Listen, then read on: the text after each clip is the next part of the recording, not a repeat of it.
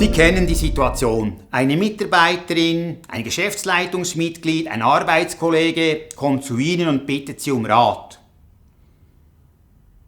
Sie führen vielleicht periodisch Gespräche mit Ihren Mitarbeitern durch.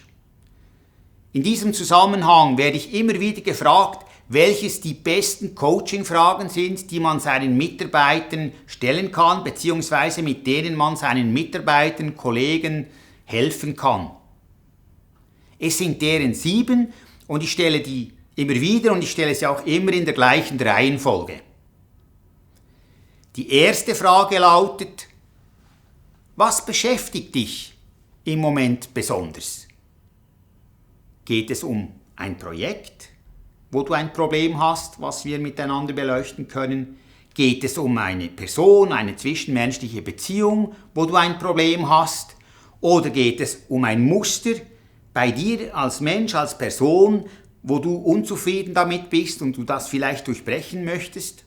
Die zweite Frage lautet ganz kurz: Und was noch? Und dann hören Sie wieder zu, was dann noch kommt.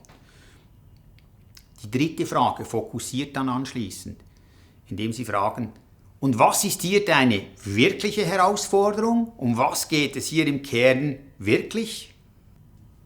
Die vierte Frage ist: Was möchtest du?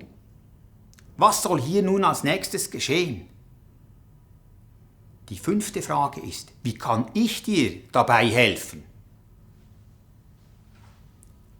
Die sechste Frage: Wenn du zu dem, was wir jetzt besprochen haben, Ja sagst, zu was musst du Nein sagen, damit das funktioniert? Also wenn wir an ein Projekt denken, wo das Problem ist, musst du Termine schieben?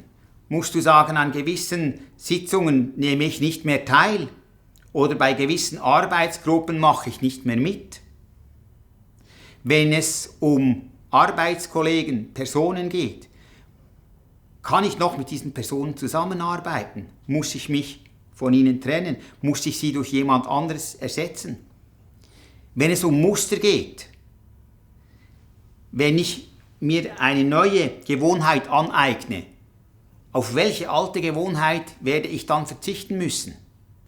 Die letzte Frage, die Sie stellen, ist: Was war für dich das Nützlichste an diesem Gespräch?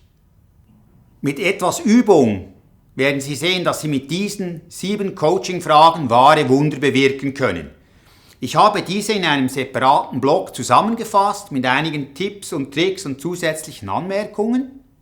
Wenn Sie mehr dazu erfahren möchten, können Sie mich natürlich auch einfach anrufen und wir schauen, wie ich Sie am besten dabei unterstützen kann, einen tollen Coaching-Prozess für Sie und Ihre Mitarbeitenden aufzusetzen.